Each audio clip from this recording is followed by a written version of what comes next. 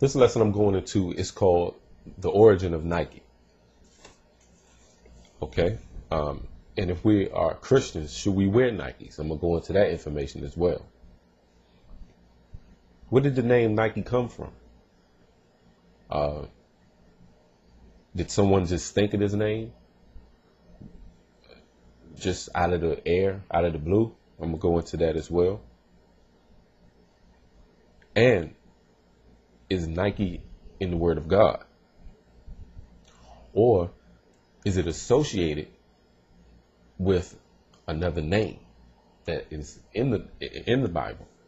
I'm going to go into that as well. So let me read some information about Nike, the origin. And you can research this information as well. You can just Google. A lot of things is just out for us to grab.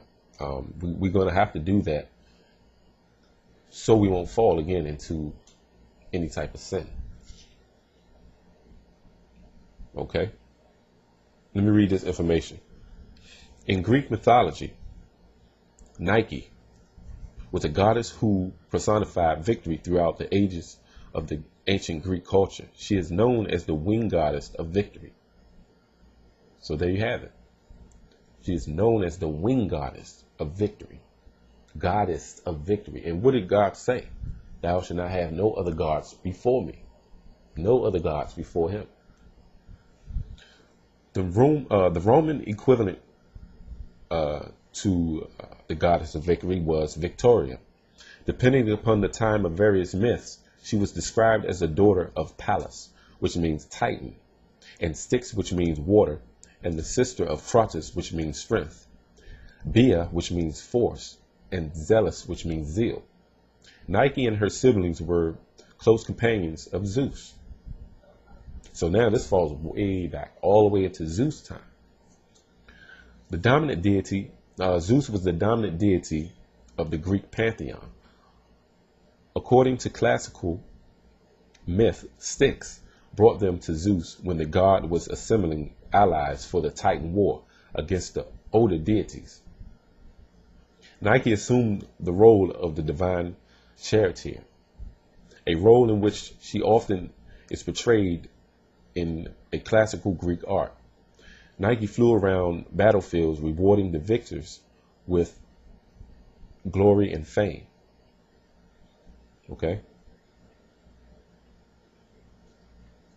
Nike is seen with wings in most statues and paintings.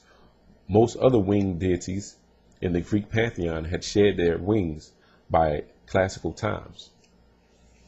Nike is the goddess of strength, speed, and victory. Nike was a very close acquaintance of Athena. And I want you all to remember that name, Athena.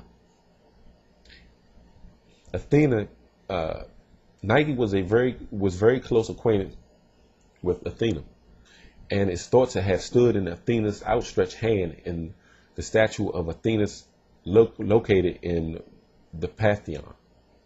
Nike is one of the most commonly portrayed figures on Greek coins.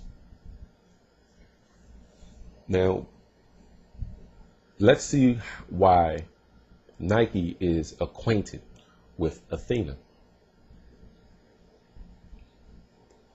The shoe and sports equipment company Nike is named after the Greek goddess Nike, as was Project Nike, an American anti-aircraft missile system. So it was called Project Nike, an American anti-aircraft missile system. Now, how is Nike associated with an anti-aircraft missile system? And it was called Project Nike.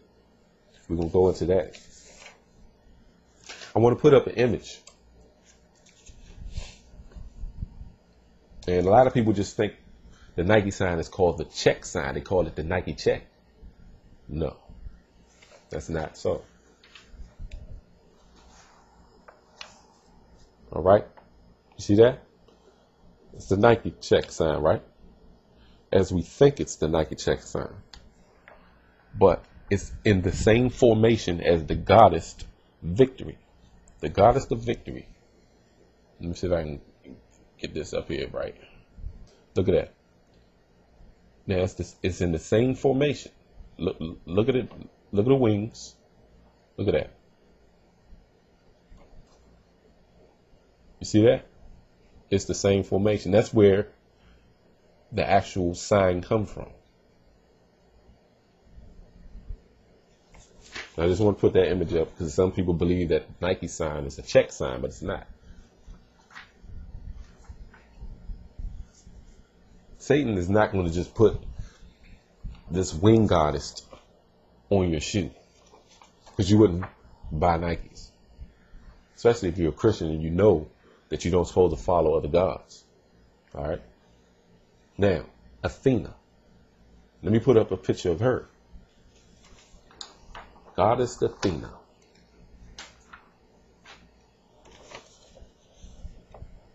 Okay, this is Athena, and was associated with the FIFA, right? We're gonna find out what's the association. What that say there? Goddess of wisdom, warfare, and crafts. That's why they said missiles. Project Nike. Look at that. The goddess of Athens. Look out for part 2.